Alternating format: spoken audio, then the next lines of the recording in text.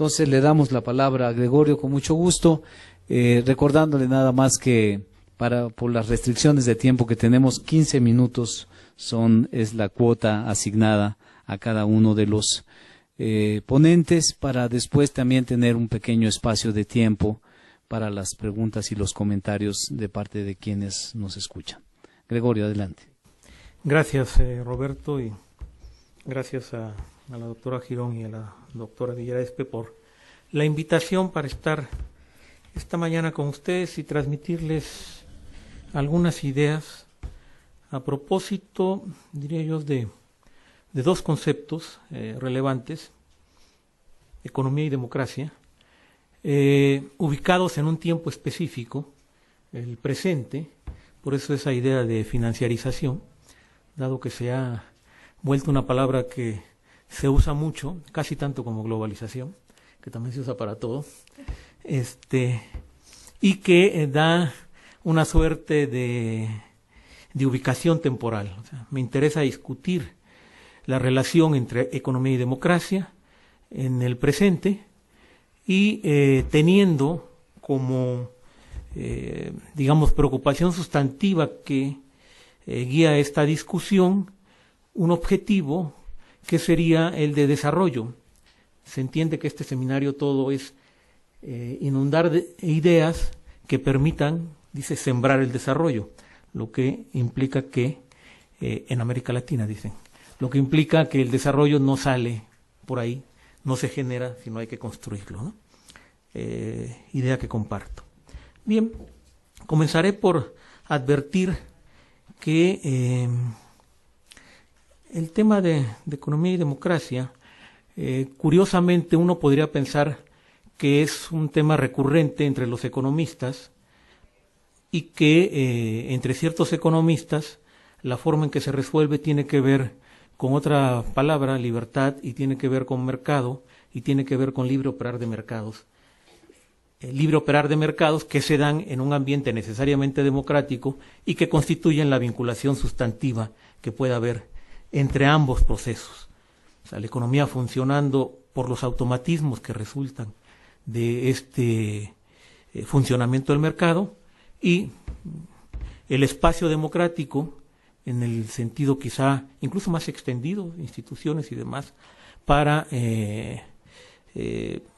conducir la vida entre los ciudadanos, ajeno, no intrometiéndose en ese proceso, como la relación más pertinente. Lo que haré es discutir, objetar, negar, aplico todas las palabras, ¿sí? Esa relación. Y comenzaré haciéndolo recuperando una parte del libro de Aaron Liebhard, nunca me sale la pronunciación, que es una suerte de libro clave entre los politólogos. El texto en cuestión de Liebhard, que se llama Modelos de Democracia, es una revisión de un texto previo de él, Democracia, en donde lo que se plantea es un examen de, digamos, las diversas expresiones institucionales que tiene la democracia en el mundo occidental en el sentido más amplio. En el primer texto, él revisa 20 casos, en el segundo texto revisa 36 casos de las más diversas regiones del mundo. En fin, dice que entre el primero y el segundo libro, los únicos dos sujetos sociales o instituciones es la palabra que él usa, que no consideró, que no estudió, y que agrega en el segundo libro, son los grupos de interés, como los primeros, y los segundos son los bancos centrales. Y establece claramente cómo dice, digamos, la significación de voltear los ojos hacia los bancos centrales. Dice, los bancos centrales son instituciones gubernamentales clave que reciben poca atención en la ciencia política en comparación con los otros organismos principales de gobierno. en la descripción de los sistemas políticos democráticos, comparativos de un solo país.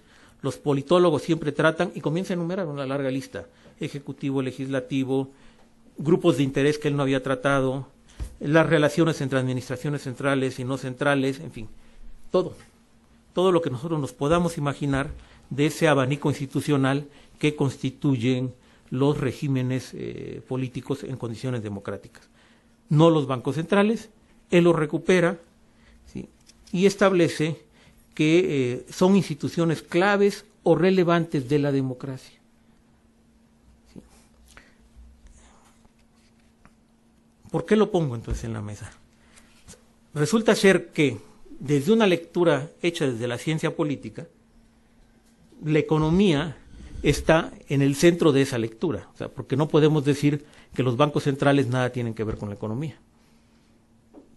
Por supuesto, el autor en cuestión, bueno, no por supuesto, es una mala manera de referirme, el autor asume, a la hora de comenzar a analizar el papel de los bancos centrales en el mundo, que el criterio clave para medir el comportamiento y la eficacia de un banco central es su nivel de independencia. Y concluye que el mejor banco central es aquel que trabaja con independencia. Y por independencia se entiende distancia con los ejecutivos. Eso es lo que se asume como independencia. O sea, en ese sentido el Banco de México sería un banco altísimamente calificado. Quizá la Reserva Federal no tanto, porque no tiene el mismo nivel de independencia legalmente establecido que tiene el Banco de México. ¿Sí? El Banco de Brasil estaría mucho peor calificado, porque ese no tiene independencia, aun cuando a la hora de asumir ciertas políticas económicas sea tan, digamos, tan semejante a las que ha venido tomando el Banco de México. Pero el autor sigue, y este es el segundo elemento que me interesa rescatar. ¿Sí? Dice que en adelante le interesa medir la independencia de los bancos centrales según diversos criterios legales y asumiendo que en economía, por lo que a objetivos se refiere, se otorga la valoración más alta cuando la estabilidad de los precios es el mayor o único objetivo en la Carta de Constitución del Banco Central, y cuando éste tiene la última palabra en caso de conflicto con otros objetivos gubernamentales. Sí.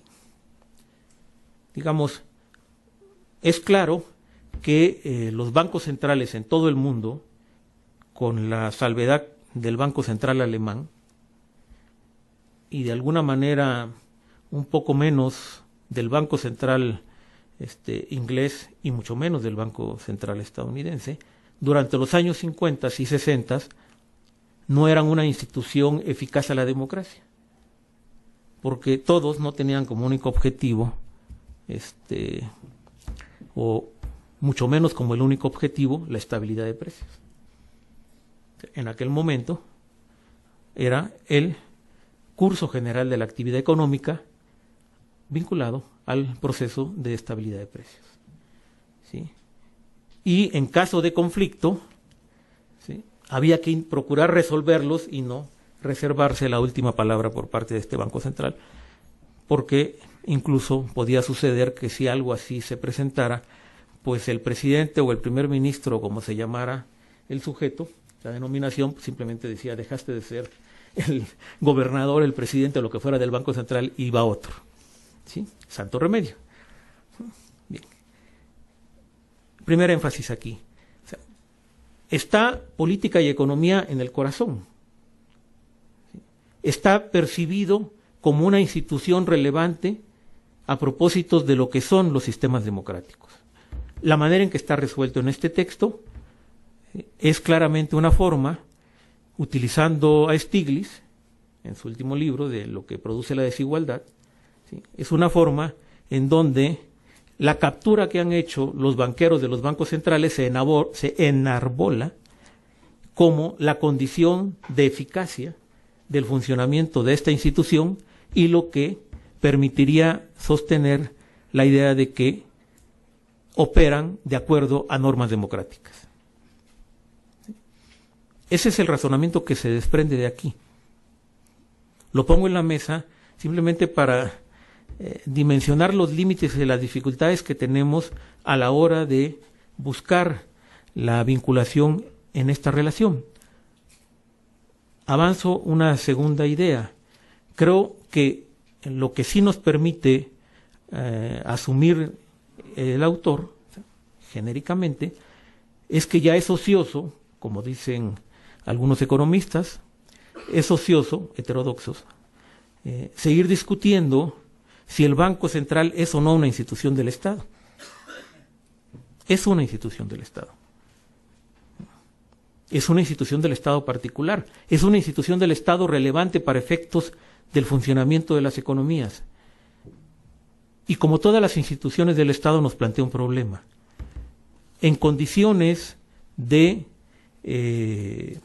democracia, esa democracia avanza, incluso en las formas, para asumir aquí la propuesta de Bobbio de que muchas veces en la democracia la distinción entre forma y contenido no es relevante, porque las formas por sí mismas revelan contenidos, ¿sí? Ejercicios, reglas de la democracia que le dan fuerza, ¿sí? Como en todas las instituciones de la democracia, tiene que estar sometido a un proceso de rendición de cuentas y de explicación de sus actividades. ¿Sí? Y eso lo tenemos como una asignatura pendiente. Una asignatura pendiente clave para organizar la economía y la política económica en todo el continente latinoamericano. Y bueno, por supuesto, no solo en todo el continente latinoamericano, sino a nivel global. ¿Sí? Pero desde ahí recupero 2, 3 ideas más, porque ya me di cuenta que aunque solo traía 5 páginas, apenas estoy en la segunda. Desde ahí recupero 2, 3 ideas más para advertir que no solo es desde la política que se observa esta relación economía-democracia, economía-política, sino es desde la economía misma. Y en este caso en la voz, pensando que está con nosotros, de Smith.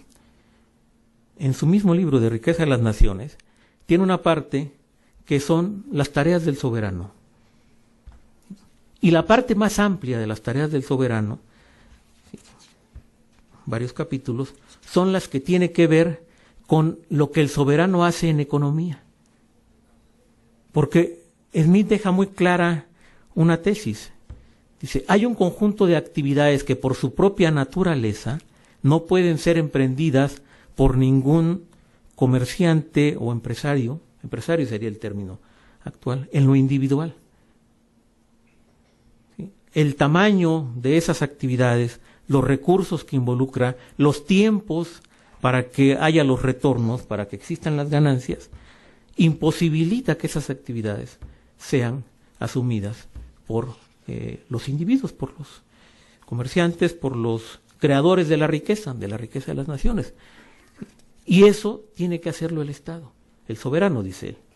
Y daba ejemplos, o sea, esa es parte de lo que ampliamente desarrolla. Claramente, un conjunto de ejemplos se ubicaría en todo lo que llamaríamos infraestructura hoy. Claro, es la infraestructura de la época, los caminos como se conciben en aquel momento, los puertos como están en aquel momento, o sea, no otra cosa.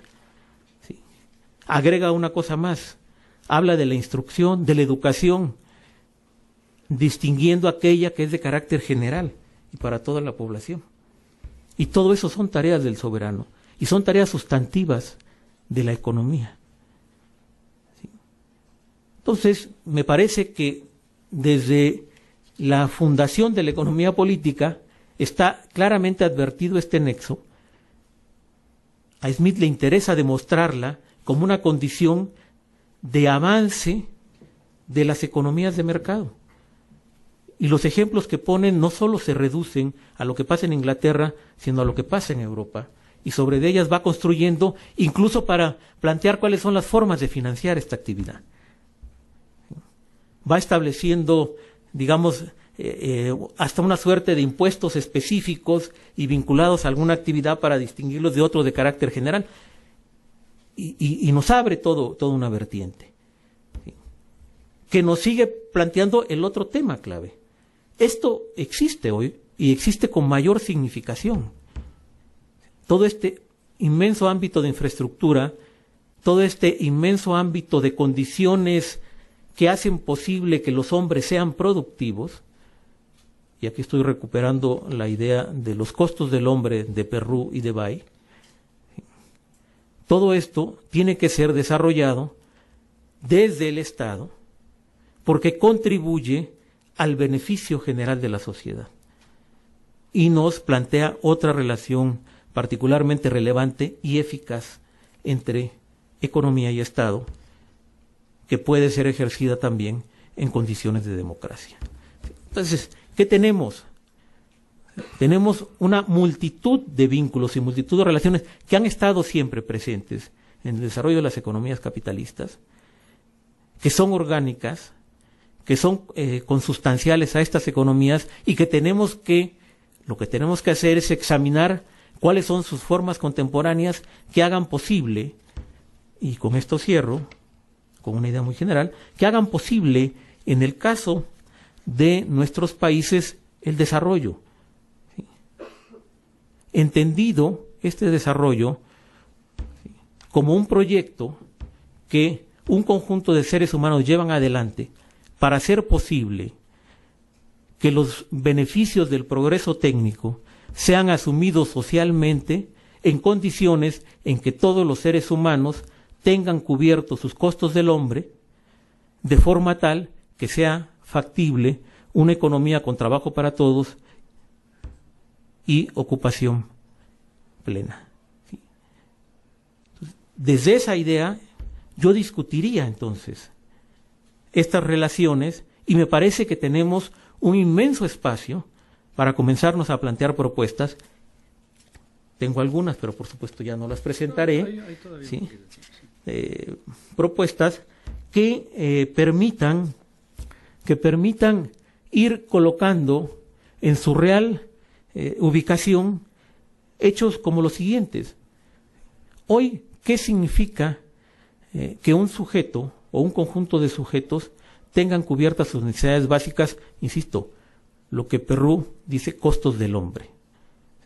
O sea, hoy un hombre o una mujer, porque si no me van a colgar, una persona, bueno, una persona, dije que iba a ser colgado, ya fui colgado, no hay problema, una persona, ¿sí? En las condiciones actuales, para colocarse en la economía y ser productivo, ¿qué necesita? El tema de la educación, ¿cuál es el punto de los mínimos que debe tener una sociedad para poder ocupar productivamente a los habitantes de esa sociedad, a los que constituyen esa sociedad? ¿Cómo debe resolverse el problema de salud?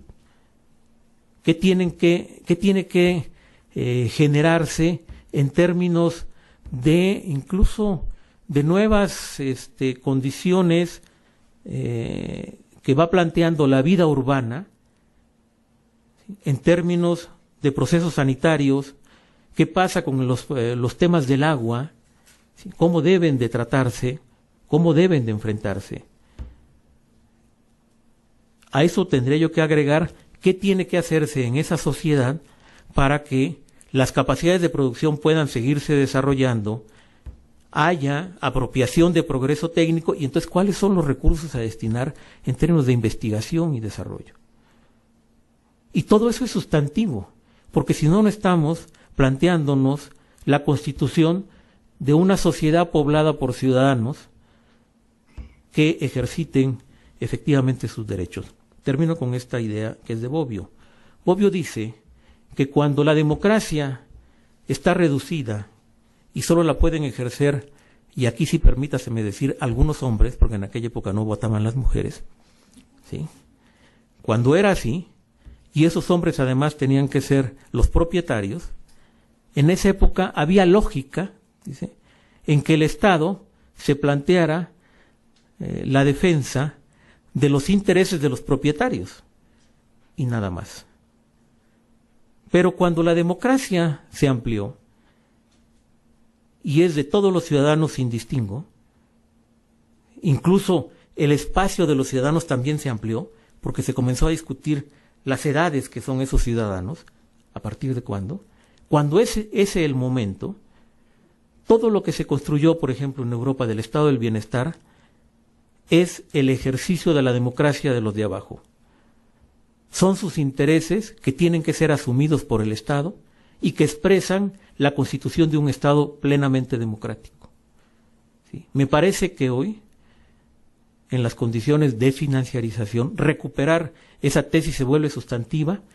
¿Sí? Es una tesis necesaria para plantearnos construir el desarrollo en América Latina, ¿sí? Pero también es una necesidad para recuperar las condiciones de vida digna para los ciudadanos y sus familias en los más diversos puntos del planeta, como puede ser la vieja Europa, que hoy está siendo sometida a una destrucción de estas condiciones de democracia. ¿Sí? Concluyo, el estado del bienestar es una expresión de la democracia, es otra manera en que se relaciona economía y democracia, y mantenerlo, reconstituirlo y profundizarlo permite darle contenido y sustancia a la democracia, y es algo que no podemos olvidar y que tiene que también estar en nuestras discusiones en estos afanes de generar desarrollo en América Latina. Muchas gracias. Bien. Muchas gracias a Gregorio Vidal por esta interesante reflexión. Seguramente tendremos espacio para comentarla cuando tengamos las preguntas y los comentarios. Muchas gracias a Gregorio. Bueno, vamos ahora a darle la palabra a Marcia Rivera. Ella va a hablar sobre un tema que ella ha intitulado La Hora Latinoamericana, procesos en marcha de construcción de alternativas al desarrollo humano sostenible. Perdón, aquí dice al desarrollo humano sostenible, perdón.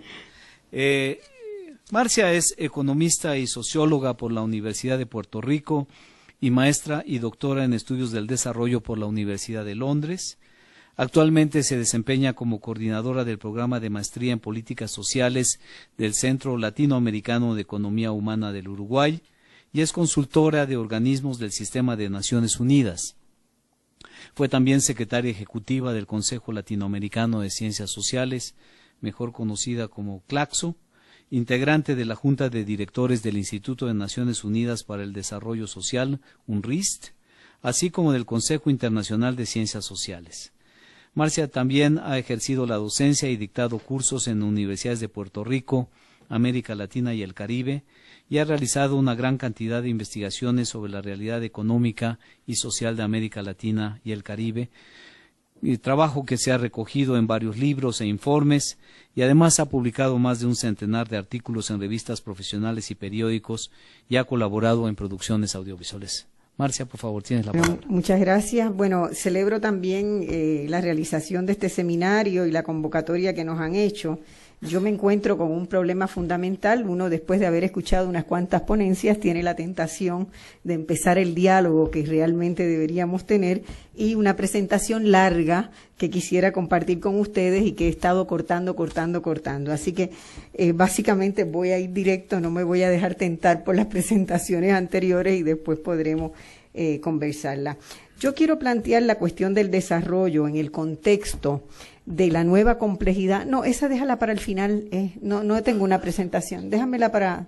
¿Si la puedes sacar? Sí, solamente... Yo tenía una presentación también en PowerPoint, pero después de ver la premura del tiempo que íbamos a tener, decidí atenerme al texto escrito y no divagar. Yo quiero plantear la cuestión del desarrollo en el contexto de la nueva complejidad que estamos viviendo y que pienso que es desde donde debemos pensar y actuar.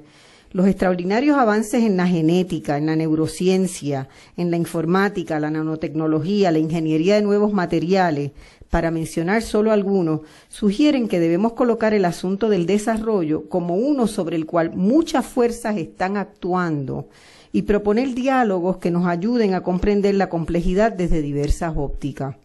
el tema del desarrollo ha estado por muchos años básicamente en el tapete de la discusión entre economistas, con algunas ciencias sociales asomadas por ahí arañando terreno, pero creo que hoy es indispensable hacer una mudanza conceptual y reconocer que hay otros debates, que hay otras investigaciones, que hay otros planteamientos que tenemos que estar escuchando y que tienen profundas implicaciones para cómo se va a organizar la vida económica y social de los pueblos.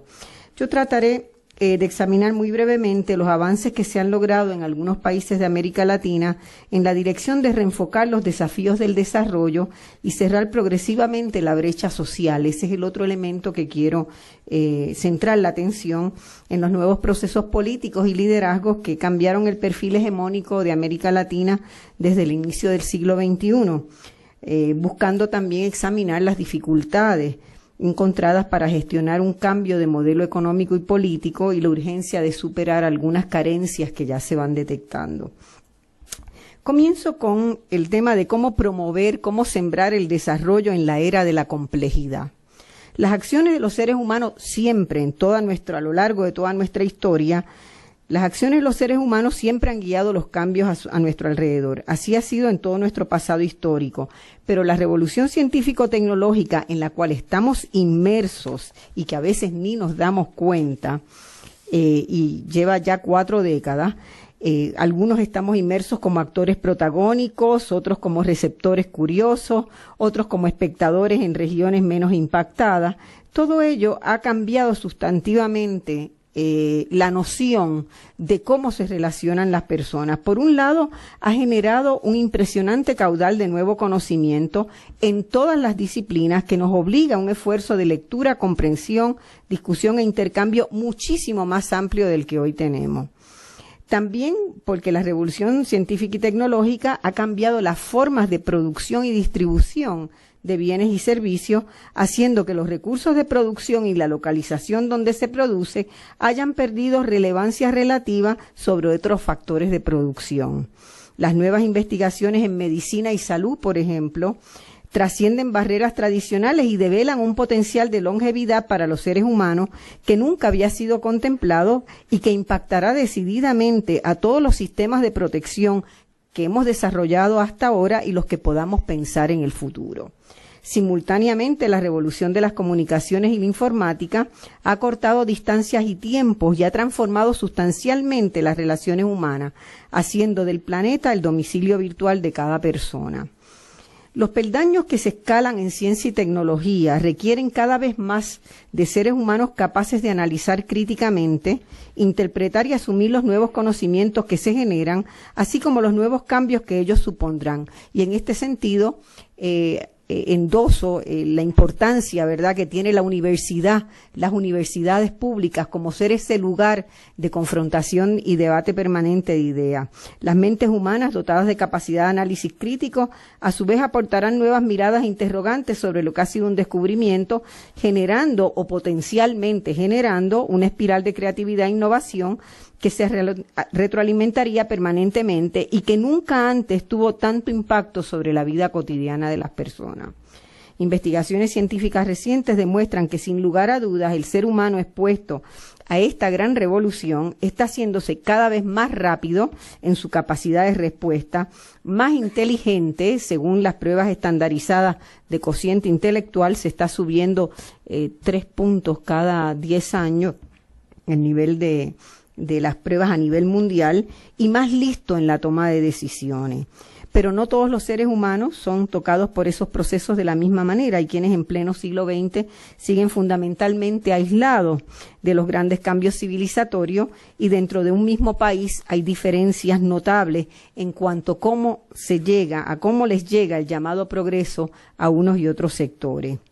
Las aspiraciones de los seres humanos, sus visiones y sus principios también van cambiando rápidamente, resultado del grado de exposición a los procesos que hemos descrito, por lo que los modelos de sociedad que una vez imaginamos están quedando desfasados rápidamente. Por ello, discutir hoy cómo sembrar el desarrollo requiere de entrada que nos ubiquemos en una realidad dominada por el cambio veloz y la complejidad. Por ende, se precisa que pensemos estrategias inter y transdisciplinarias, multifocales, intersectoriales, transversales, sinérgicas e integradoras, es decir, tanto o más complejas que la realidad misma. Desde esa premisa, el desafío a que nos convoca este seminario nos obliga a reflexionar sobre los objetivos centrales del desarrollo y entablar un nuevo diálogo entre saberes muy diversos que puedan arrojar luz al debate en cuestión.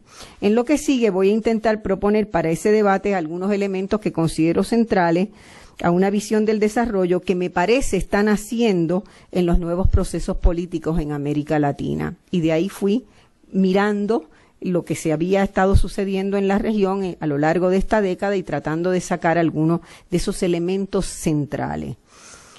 Como ustedes saben, titulé esta presentación La Hora Latinoamericana, reflejando el optimismo cauto que siento ante la evolución de la región en la última década. Seguramente algunos de los presentes no compartirán mi optimismo, porque ciertamente los procesos que están en marcha no son perfectos, no son lineales, y ha habido que enfrentar una gran diversidad de problemas, contradicciones y dificultades.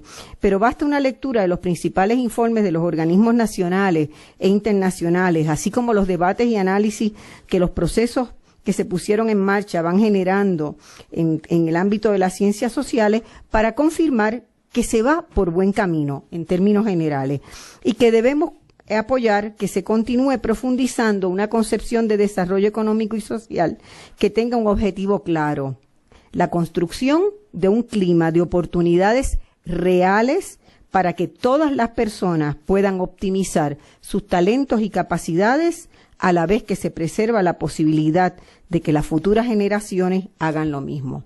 Es decir, para mí, el núcleo central de la cuestión de desarrollo hoy está en ver cómo nosotros logramos asegurarle a la población del mundo que los talentos y capacidades de todas las personas pueden ser potenciados y que ese proceso no compromete el que las futuras generaciones también puedan hacerlo. Nuestra región comenzó a escribir una nueva historia desde el inicio del siglo XXI. La conjunción de fuerzas de carácter progresista que alcanzaron el poder político en muchos países de la región, Chile, Venezuela, Brasil, Argentina, Uruguay, Bolivia, Ecuador, Nicaragua, El Salvador, han permitido que en diversas dimensiones y con variadas visiones, herramientas y resultados comiencen a evidenciarse logros palpables en materia económica, especialmente en lo que se ha considerado uno de los problemas de mayor envergadura en la región, la reducción de la persistente pobreza y de la desigualdad social. A partir de estas experiencias se ha abierto una discusión muy rica sobre cuáles deben ser las rutas a seguir para profundizar el cambio y generar nuevas políticas que afirmen una nueva concepción del desarrollo. Entre los elementos que se rescatan como centrales en las diversas metáforas de desarrollo que encarnan las experiencias puestas en marcha están las siguientes: una noción de que el crecimiento económico debe darse a partir de la producción de bienes y servicios con valor añadido. Yo creo que eso es un gran paso de adelanto en el debate en América Latina. Segundo, la diversificación de los mercados. La idea, la noción de que se producía para un mercado interno y que eso debía ser lo suficiente, ha trascendido y ha dado paso al reconocimiento de que en la estructura compleja del ámbito comercial de hoy hay que estudiar muy bien cuáles son los mercados y hay que hacer un trabajo muy serio de diversificación de mercados para poder protegerse. Tercero, la solvencia fiscal, que ya hoy se discutió bastante esta mañana, la inclusión social como un principio fundamental de una nueva concepción del desarrollo, la participación ciudadana y el impulso a la consolidación de una integración regional. Yo quiero insistir en que las experiencias de esta pasada década, 10, 12 años en América Latina, no me refleja que hay una especie de modelo de receta que fue seguida y que todos andan por ahí. Hay una praxis cotidiana, libre, que intenta conjugar distintos procesos, que ha hecho un diagnóstico muy bueno de la experiencia de seguir las recetas neoliberales y que eso no lo quiere seguir haciendo y que va encontrando con dificultades, con aciertos y desaciertos, una manera de ir haciendo las cosas de otra manera, una forma de ir haciendo las cosas de otra manera y una visión, y afirmando una visión del desarrollo bastante distinta de la que nos amarraron en la década de los 80 y los 90. Es decir, no se ve el desarrollo como una tautología, como un camino que hay que seguir con una ruta establecida, sino que hay muchas entradas, puede haber muchas entradas para inducir un proceso de desarrollo. Y eso me parece sumamente rico e interesante. Sobrevuelo algunos datos importantes del desempeño de la región en la última década para constatar que, en términos generales, el camino está interesante. Primero, debe destacarse que el crecimiento sostenido del Producto Interno Bruto por habitante a un ritmo por encima del 3% anual, lo que no había sucedido en muchísimos años. La base de este crecimiento ha sido el fortalecimiento de las capacidades productivas, la ampliación de mercados internacionales y la apuesta a la expansión del mercado interno y el regional.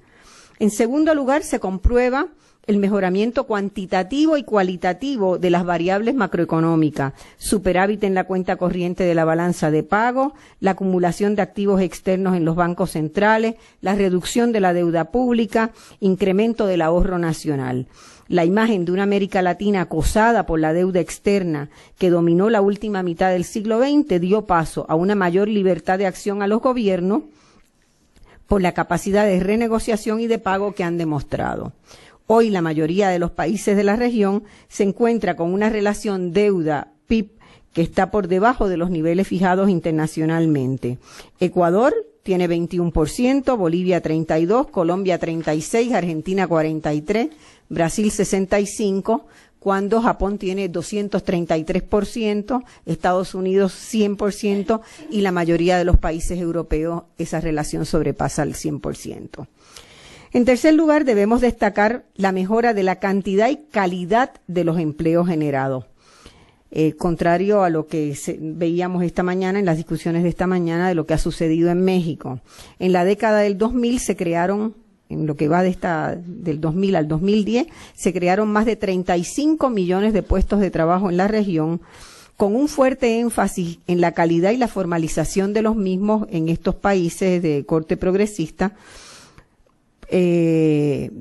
Atrás quedaron, al menos en esos países, las estrategias fáciles de impulsar la generación de empleo, atrayendo empresas golondrinas que no generaban puestos de trabajo de calidad y remuneración estable como las maquilas en México y Centroamérica. En cambio, los gobiernos de Venezuela, Bolivia, Ecuador, Argentina, Uruguay y Brasil han buscado adecentar el trabajo con niveles salariales decorosos, inscripción en los organismos de protección social y mecanismos para hacer valer los derechos laborales. Por ello, y a pesar de algunos impactos negativos de la crisis iniciada en el 2008-2009 en Estados Unidos y Europa, la tasa de desempleo de la región se mantuvo en 6.5 el año pasado, comparado con el 11% de hace una década. Vale destacar el continuo crecimiento de la participación femenina en los mercados laborales y la reducción de la economía informal en 7 de los 9 países donde el Banco Mundial pudo obtener medidas a lo largo del tiempo para ver las consistencias del proceso. Los logros en materia de generación de empleo, junto con otras políticas sinérgicas, sin duda han tenido un gran impacto en el aumento de la capacidad de consumo, así como en la importante reducción de la pobreza y la indigencia. Aunque el PIB de la región creció solo la mitad de lo que crecieron los países emergentes, ya me asusté, ahora sí, por poco infarto.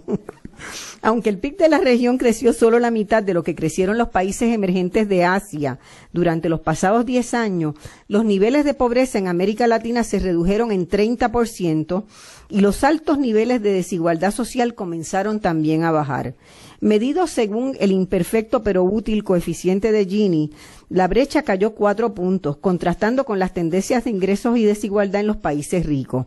América Latina ha sido la única región que experimentó una reducción de la desigualdad del ingreso en los últimos 10 años, lo cual es una extraordinaria noticia frente al desafío de comenzar a superar su condición de ser la región más desigual del mundo.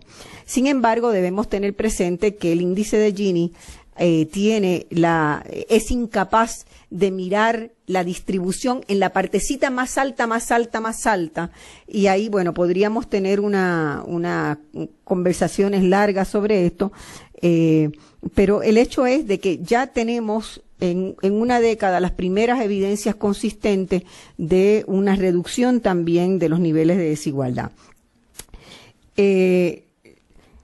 La región logró superar el impacto que tuvo de la crisis económica global que inició en el 2008, que generó alguna incertidumbre, pero sirvió para renovar algunos retos y compromisos. En general, América Latina fue muchísimo menos golpeada en esta ocasión que lo que fue en la Gran Depresión, sobre todo por el buen desempeño macroeconómico que había estado desarrollando. Hubo algunos impactos que se han ido superando, baja en los niveles de inversión extranjera, una baja moderada en las exportaciones, pero sin embargo no ha sido una sacudida como algunos se temían, ¿verdad? Quedó ampliamente demostrado que las estrategias para encender los motores del desarrollo en la mayoría de estos países han sido acertadas. Como no podemos en esta presentación detenernos a hacer un análisis pormenorizado de cada caso nacional, voy a seleccionar algunos elementos comunes de las estrategias puestas en marcha antes de pasar a comentar algunas de las carencias y de los desafíos que quedan por delante. En primer lugar, en términos del manejo de la economía, creo que debemos valorar que los equipos de gobierno de los países aprendieron de los fracasos de las décadas pasadas. Se lograron superar, por lo menos hasta ahora, problemas estructurales como la dinámica procíclica de la política fiscal, la alta volatilidad de los ingresos fiscales y las tentaciones de los atajos del crecimiento inflacionario. Los avances en fortalecimiento del mercado regional y de una estructura regional representativa son fenomenales y pueden ser ancla de la próxima etapa de desarrollo en la región. El alza de sueldos, de salarios, parece haber sido un factor fundamental en los alcances sin precedentes de la región para ir cerrando la brecha de desigualdad de ingresos. Debemos enfatizar acá el papel fundamental jugado por las políticas públicas en dos direcciones, ajustando los salarios más deprimidos de todo el mercado laboral, medida tomada por todos los gobiernos progresistas, y enfatizando en algunos sectores claves como los del magisterio a fin de poner en marcha otras reformas consideradas sinérgicas.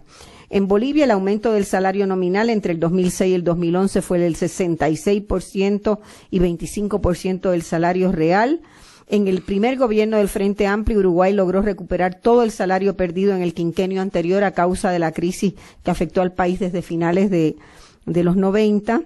Y logró aumentar en ese primer quinquenio el salario real en 19%, cuadruplicó el salario mínimo y las pensiones más bajas a los jubilados se duplicaron. Pero tan importante o más que los incrementos salariales han sido las estrategias para reconocer la negociación colectiva en diversos sectores productivos que antes no las tenían y de poner en marcha consejos salariales donde empresarios, gobiernos y trabajadores de común acuerdo establecen las normas de negociación de cada industria. Este nuevo, renovado diálogo ha sido fundamental para dar sostén a las políticas gubernamentales y sin el mismo la región seguramente habría tenido muchísimos más choques o enfrentamientos con gremios y sindicatos. Bueno, hay también avances interesantes en materia de formación de capacidades empresariales que son interesantísimas, ¿verdad? Toda la región está haciendo una apuesta. Todos estos países están haciendo una apuesta al desarrollo de la pequeña y mediana empresa, que es la que más empleo genera, y tal vez Bolivia sea el caso más emblemático, ya que es uno de los países con mayor desarrollo de microfinanzas en el mundo, tiene el segundo puesto a nivel mundial. El hecho de que buena parte de su economía sea informal, que existan pocas industrias grandes, ha permitido el surgimiento, crecimiento y desarrollo de microempresas que hoy está constituyendo un semillero para el desarrollo futuro de las capacidades empresariales del país. Bueno, tengo que saltar porque me están acribillando. En materia de políticas educativas también ha habido saltos muy importantes. La inversión en educación, que fue privilegiada por todos estos países en la pasada década, no solamente ha generado un mejor clima de oportunidades en la sociedad, sino que históricamente ha demostrado tener un impacto muy grande sobre la movilidad ascendente y la reducción de la desigualdad, y lo está mostrando nuevamente. Perspectivas y desafíos. Bueno, como ya hemos expresado, las dinámicas de desarrollo de los gobiernos han privilegiado la diversificación productiva y la expansión de mercados y han tomado medidas para reducir la pobreza y distribuir mejor la riqueza. Es mucho, pero todavía quedan desafíos importantes por atender, entre los cuales menciono lo siguiente. Realmente es muy importante lograr un nuevo marco conceptual incluyente que parta de la complejidad en el sentido que la plantea Edgar Morin, que reconozca la importancia de la mirada inter y transdisciplinaria según Bateson y el mismo Morin, que valorice el trabajo como el eje estructurador de las relaciones humanas en la mirada de Castells y la necesidad de un diálogo más profundo y vital entre gobierno y sociedad civil y entre investigadores de distintas disciplinas y decisores para generar ese marco. Esa es una tarea pendiente. Se ha ido haciendo a pedacitos, hay lecciones, hay experiencias muy interesantes, pero ese marco no lo tenemos disponible. En segundo lugar, es preciso lograr más sinergias con la sociedad civil. Acabo de decirle, todavía las organizaciones de la sociedad civil no tienen un diálogo aceitado con las estructuras gubernamentales. Sé que hay una mesa más adelante, así que no voy a entrar a discutir el tema. Meramente lo menciono como un debe, como algo por hacer todavía. Para incrementar el potencial productivo de la región será necesario reducir las brechas de productividad que hoy existen e instalar una cultura de orgullo del trabajo. ¿Verdad? Sería muy peligroso continuar con las transferencias, con las políticas de transferencias monetarias, aunque estén condicionadas, porque ello desalienta la cultura del trabajo digno y honroso. Yo vengo de un país, yo soy de Puerto Rico, que en ese sentido es ejemplo insuperable de lo que no se debe hacer. Nosotros estamos en la tercera generación de puertorriqueños que nunca tuvieron una experiencia de trabajo remunerada y que han vivido de las transferencias condicionadas por más de 30, 40 años alguna familia. Finalmente quiero mencionar las estrategias de regionalización latinoamericana. Se han avanzado muchísimo en crear una nueva institucionalidad, todavía muy burocratizada y con demasiados actores para mi gusto, pero veo que hay procesos en marcha que van destilándola y que seguramente va a ser un elemento muy fuerte para definir el futuro y la sostenibilidad de estos proyectos en la región. Y finalmente, tenía anotado aquí hacer una mención sobre la relación economía y democracia, básicamente para rescatar la importancia de los debates que hay hoy al interior de las izquierdas latinoamericanas en la búsqueda de los nuevos equilibrios, ¿no?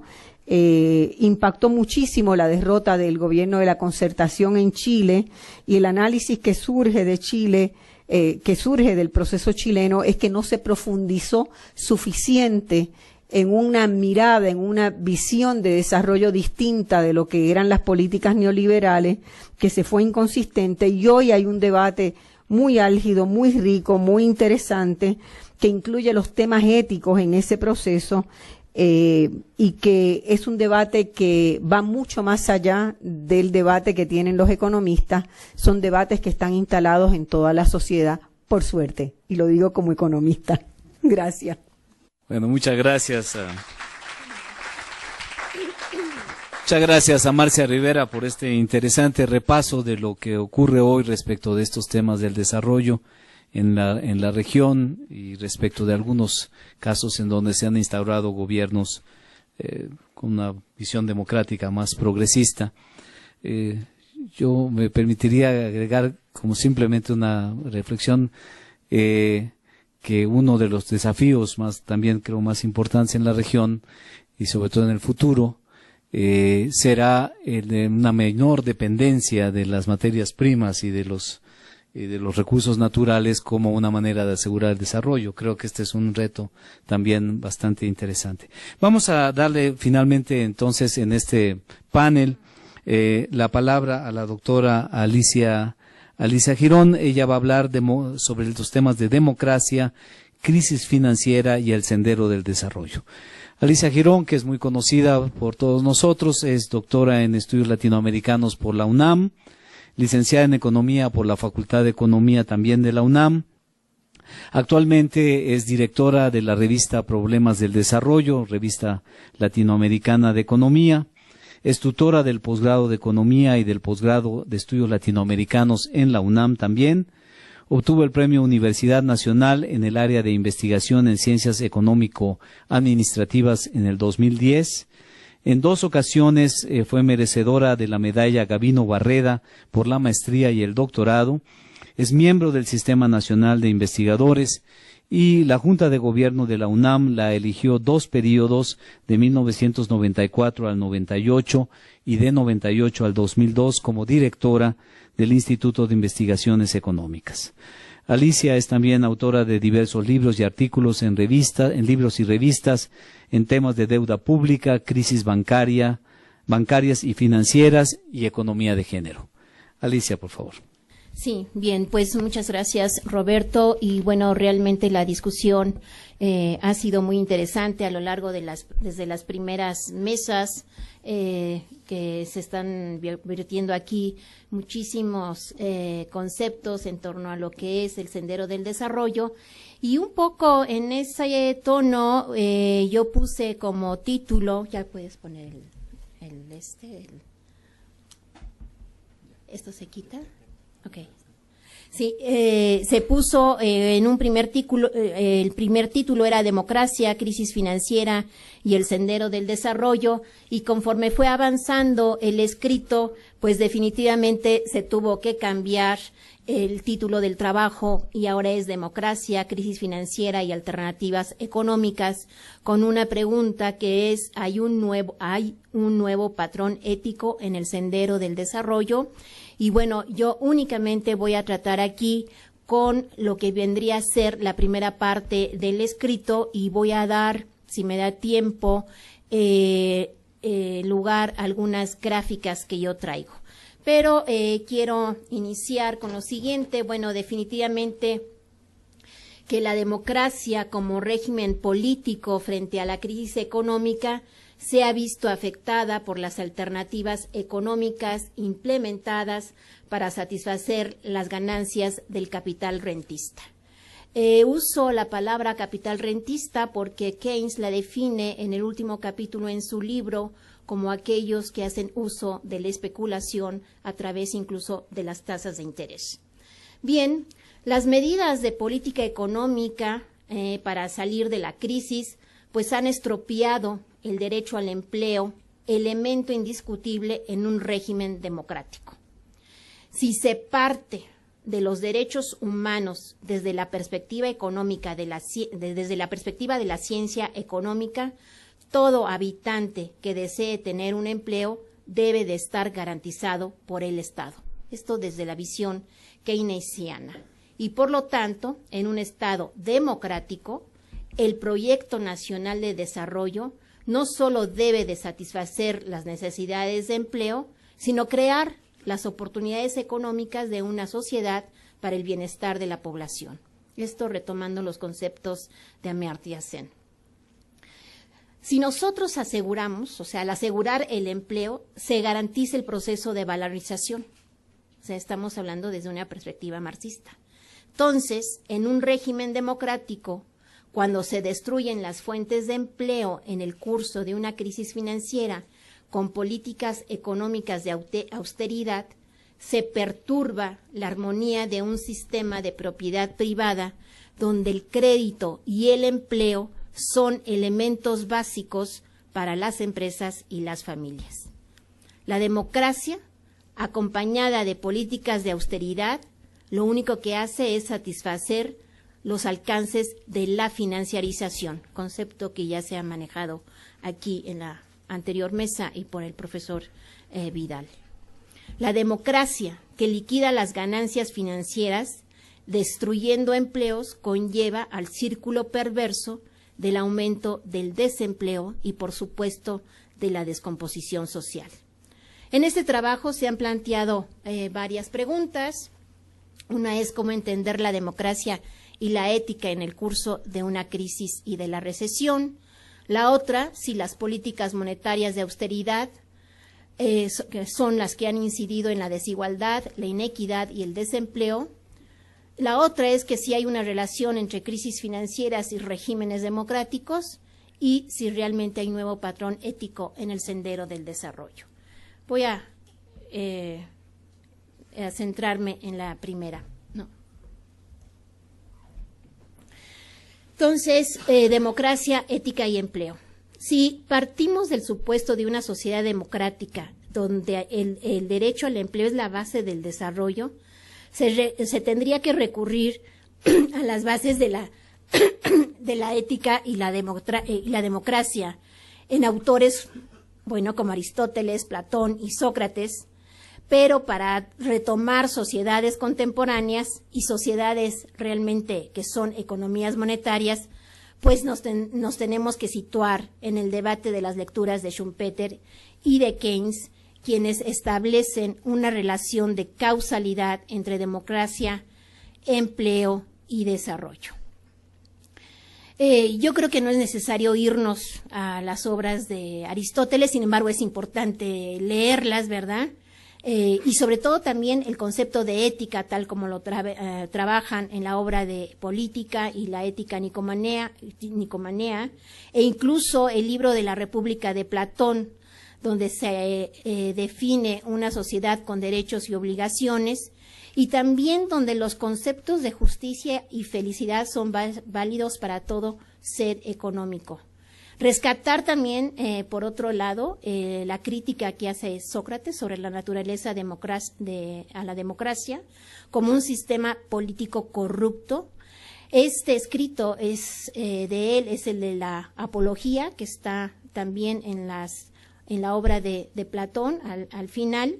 Y entonces esto a lo largo de toda la filosofía económica y política son conceptos que siguen presentes. Y es interesante observarlos en la obra de Schumpeter. Por ejemplo, para Schumpeter hay dos conceptos que parece que en mi opinión son muy importantes. Por ejemplo, el autor define la democracia como un método político, es decir, un cierto tipo de concierto institucional para llegar a las decisiones políticas, legislativas y administrativas, y por ello no puede constituir un fin en sí mismo, independientemente de las decisiones a que dé lugar en condiciones históricas dadas. Y debe ser el punto de partida para todo intento de definirla. Eso es lo que dice Schumpeter. Dice, pero antes de seguir profundizando en la democracia, yo creo que es muy importante definir lo que él señala como sistema económico para poder entender toda esta discusión. En su trabajo sobre la inestabilidad del capitalismo menciona, tenemos que definir lo que entendemos por nuestro sistema económico, y entendemos por un sistema económico caracterizado por la propiedad privada, o sea, la iniciativa privada, por la producción para un mercado y por el fenómeno del crédito. Este fenómeno es la diferencia específica que distingue el sistema capitalista de otras especies históricas o posibles del extenso género definido por las dos primeras características. O sea, definitivamente democracia y crédito van de la mano y por lo tanto hay que tener en cuenta que son regímenes de propiedad privada. Entonces, hace en su libro de Capitalismo, Socialismo y Democracia, él pone énfasis en los problemas de la democracia y voy a leer una cita de él. Dice, tenemos toda la razón para estar en guardia contra los peligros que se ocultan en la senda de esos defensores de la democracia, que al mismo tiempo que reconocen en medida creciente los hechos del proceso democrático, bajo la presión de las pruebas que se van acumulando, tratan de ungir los resultados a que da lugar ese proceso con aceite sacado de las tinajas del siglo XVIII. Esto es, subsiste todavía la necesidad práctica de atribuir a la voluntad del individuo una independencia y calidad racional que son completamente irreales. O sea, la interpretación de Schumpeter sobre la democracia en un sistema económico va más allá de los intereses de los defensores de la democracia y la libertad de elegir. Es decir, que no necesariamente se busca el beneficio del bienestar económico y de las oportunidades que la sociedad puede ofrecer a todos sus participantes. La democracia en muchas ocasiones es centralizadora del poder económico y político en beneficio de un grupo pequeño, y por qué no explicarlo aquí, que son simplemente los mercados financieros. Este reto, al hablar de democracia, consiste en relacionar los siguientes conceptos, tales como clase, interés de clase, comportamiento de clase, intercambio entre las clases que actúan por medio de valores económicos, beneficios, salarios, inversiones, y que estos son los que dan lugar precisamente al proceso económico que acabará por romper su propia armazón institucional y crean al mismo tiempo las condiciones para el surgimiento de otro mundo social. Esta es una cita de Schumpeter.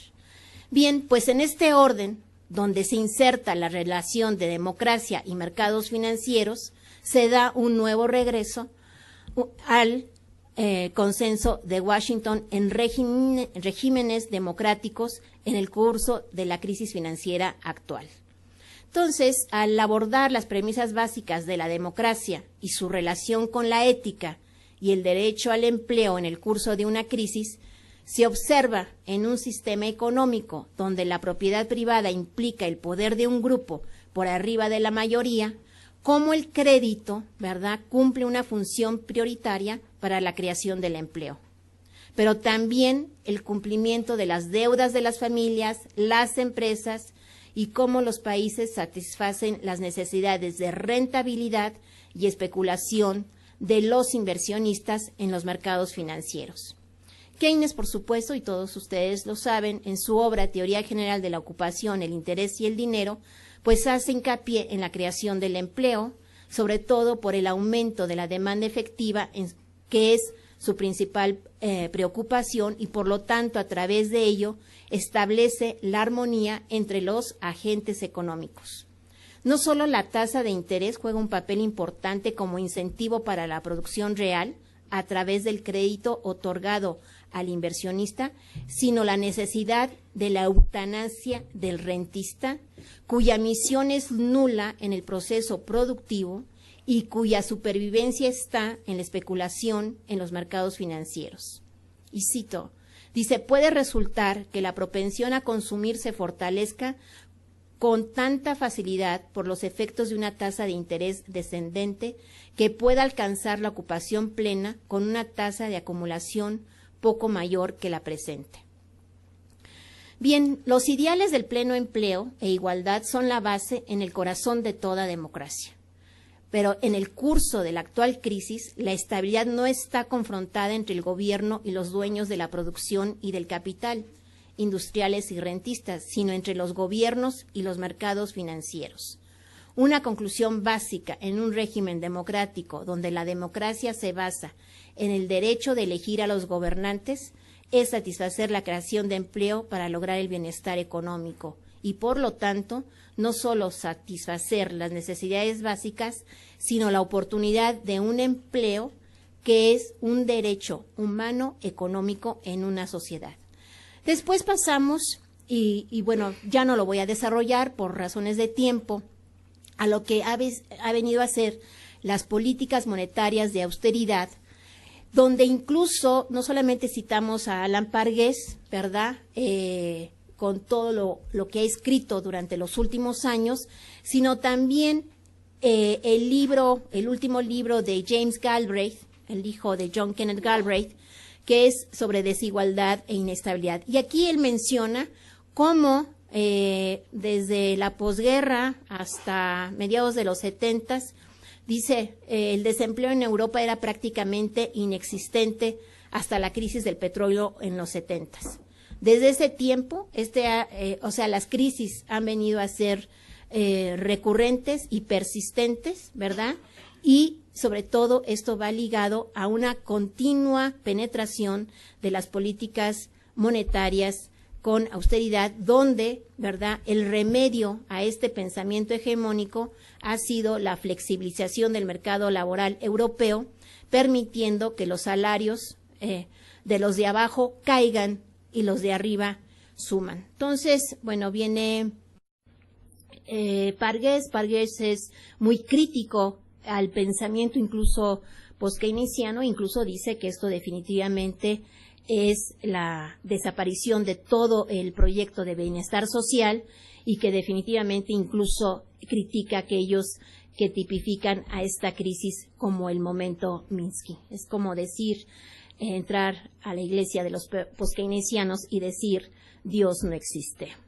Así de crítico ha sido él, porque claro, una de las críticas más fuertes, y es lo que se decía anteriormente en la mesa que me precedió, es cómo la importancia no solamente de monedas soberanas, de una moneda soberana en un país, sino también el mandato del Banco Central, no solamente como prestamista de última instancia, sino como empleador de una de última instancia. Y aquí es donde Pargués critica terriblemente todo lo que ha hecho el Banco Central Europeo y donde de alguna manera la crisis hoy existente en Europa, pues si bien está engarzada dentro de la crisis de la financiarización, ¿verdad?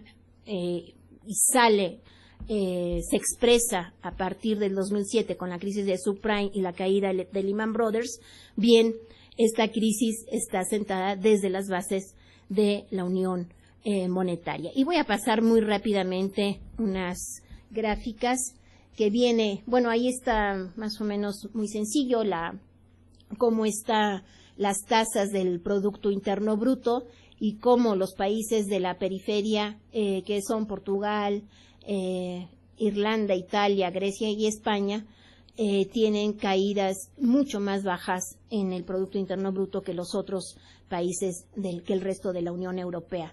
Pero aquí lo que me interesa, si bien también aquí se hace una comparación entre las cifras del Producto Interno Bruto y el desempleo, hay algo en la parte de abajo que son las tasas de desempleo, porque aquí definitivamente tendríamos que desglosar mucho más el gasto público para relacionarlo más, la disminución del gasto público y la tasa del desempleo. Pero si se fijan las tasas de desempleo, tan solo, por ejemplo, en los países de la periferia, los llamados PIGS, ¿verdad?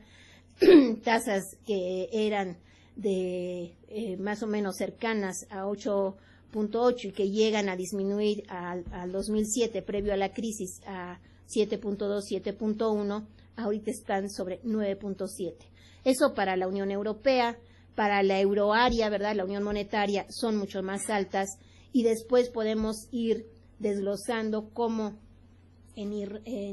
por ejemplo, en Grecia las tasas llegan al 10.6 en promedio durante los últimos años, pero retomando las últimas columnas, cómo estas han pasado tan solo en 2009, de 7.7 en 2008, el caso de Grecia, a 9.5, a 12.6 y 4 años después o 3 años después, la tasa de desempleo en Grecia se duplica y no digamos igual el caso de España, donde en el curso de la crisis el desempleo se duplica al pasar de 11.3 a 21.7. Y bueno, esto es solamente la degradación, ¿verdad?, de las políticas monetarias de austeridad que está implementando el Banco Central Europeo, el Fondo Monetario Internacional y el propio gobierno de la Unión Europea. Después estaban unos cuadros sobre la deuda y había una comparación también de cómo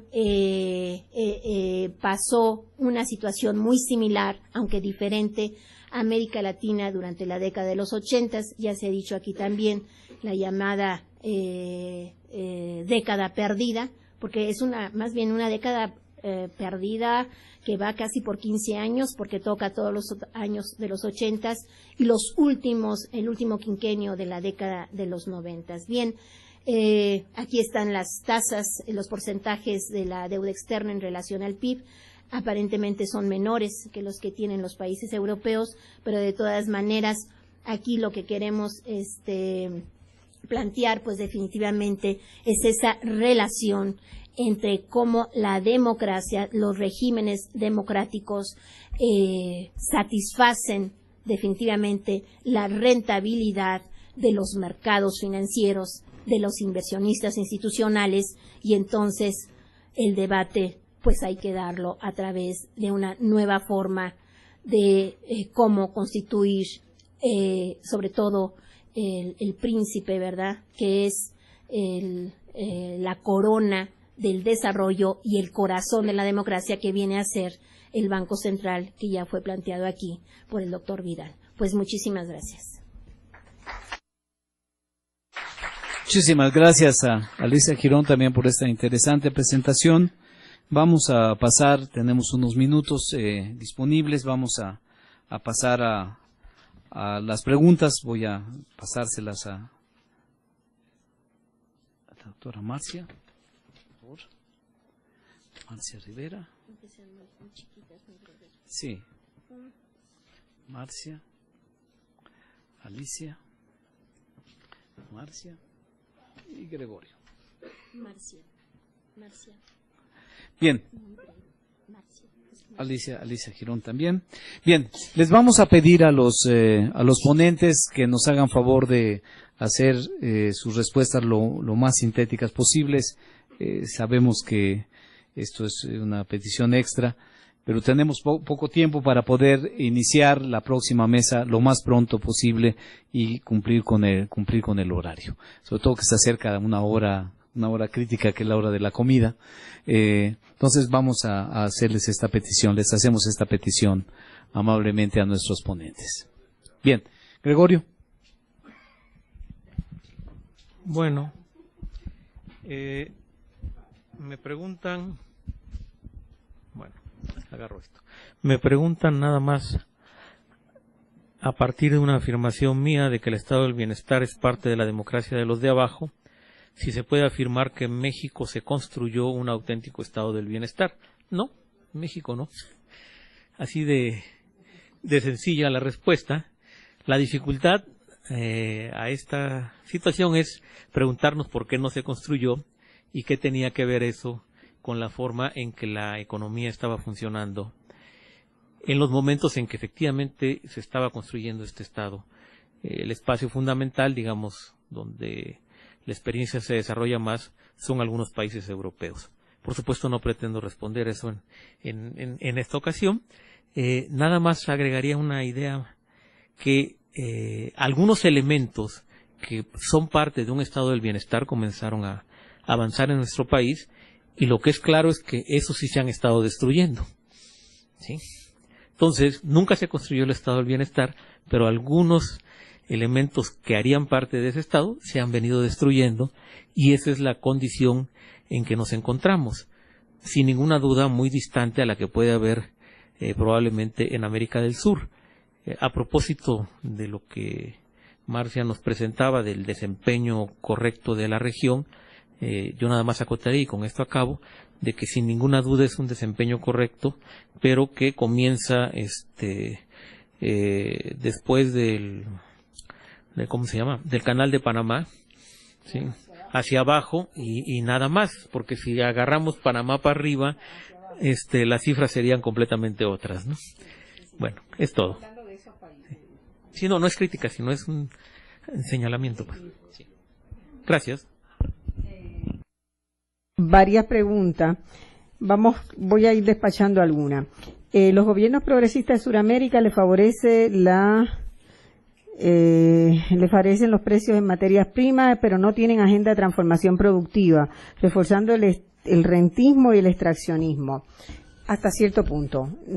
Yo no diría que esta es la realidad y la decisión de los países latinoamericanos, ni siquiera los que hoy son países rentistas, como podríamos decir Venezuela.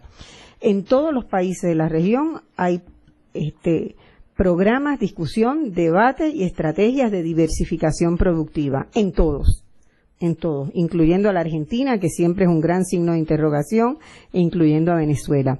En algunos es más fácil que en otros, en algunos hay más capacidades instaladas que en otros. Entonces, en algunos había más premuras que en otros, como era el caso de Venezuela de atender la cuestión social cuando tenía 60% de la población bajo niveles de pobreza cuando entra Chávez. Entonces, no es lo mismo que en el Uruguay, que no tenías un nivel tan alto. Y en Uruguay pudo dedicarse más tempranamente al tema de la diversificación productiva. Te doy un ejemplo.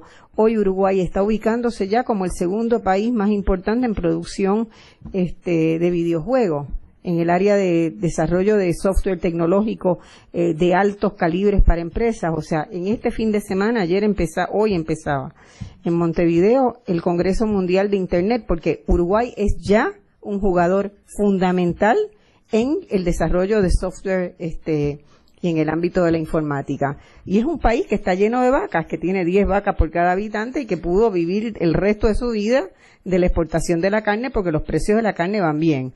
Pero en este momento está desarrollando industria minera, hay en marcha un proceso impresionante de diversificación productiva.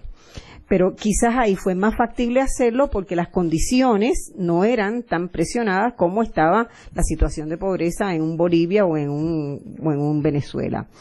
Entonces, no es porque no estén en la agenda, no es porque hayan decidido vivir de las rentas, sino que cada proceso tiene unas coyunturas, ¿verdad?, que hay que atender. ¿Cuáles son los principales retos para las economías pequeñas como las de Centroamérica y el Caribe para unirse al proceso de transformación de la región latinoamericana? Mudar Centroamérica y alejarla de Estados Unidos. Hacer un recorte en el mapa y mudarla.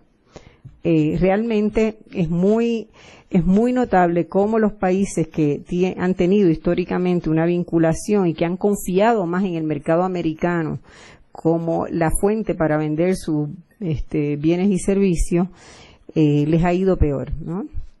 Toda la región del Caribe y Centroamérica y México han tenido mucho más dificultades que los países que estaban más alejados. Entonces, ciertamente ahí hay una tarea monumental que hacer. Además, Centroamérica y el Caribe están muchísimo más penetrados que otros países más lejos y más al sur por el tema del narcotráfico y por la producción de droga, ¿verdad?, que es un elemento muy importante y para el cual todavía no hay una estrategia regional clara. Y mientras eso esté así, cualquier inversión, cualquier estrategia económica se estrella contra lo que es el dominio que tiene del mercado el narcotráfico, la penetración del narcotráfico en la región de Panamá para acá, ¿verdad? Entonces eso hay que trabajar muchísimo más con Centroamérica y creo que la experiencia del sur va a ser interesante y que va a ser alentadora y que hay que divulgarla más. La realidad que describió de los países latinoamericanos es bastante distinta a la de México, sí, sin duda. Es distinta la historia mexicana también,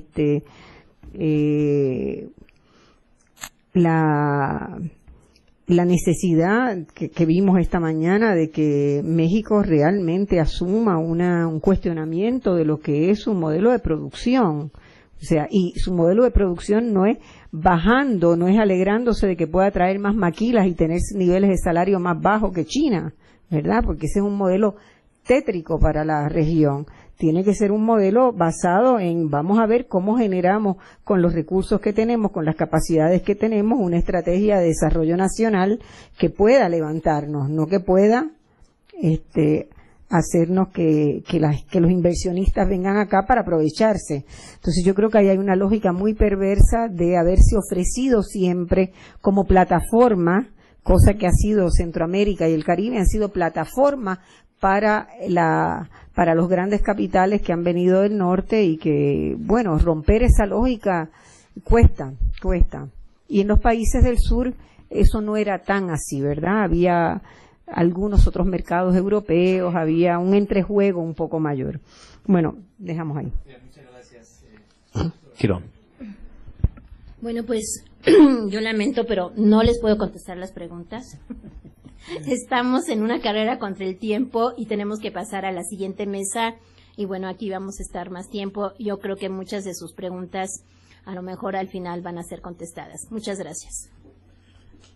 Bien, pues muchas gracias a Marcia Rivera, a Alicia Girón y a Gregorio Vidal por esta excelente mesa. Seguimos con el programa.